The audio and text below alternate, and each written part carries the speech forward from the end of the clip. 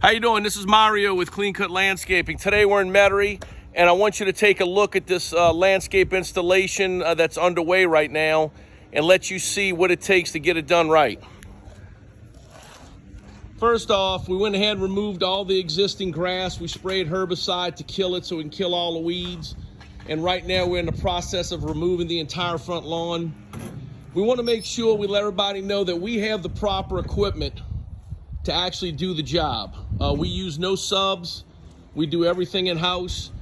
This beautiful home will have a nice green zoysia lawn and a new landscape design by sometime tomorrow. But I want you to take a look at the prep to see what's involved to do it properly. We scraped everything down to the base soil, moved all the weeds.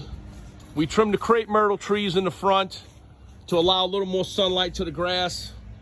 That's all the debris that we're gonna be hauling out. And this is gonna really come out nice. So if you want a nice landscape done professionally, on time, on budget, you want your house to look beautiful, give Clean Cut Landscape a call at 415-1438. Or you can visit us at cclanddesign.com.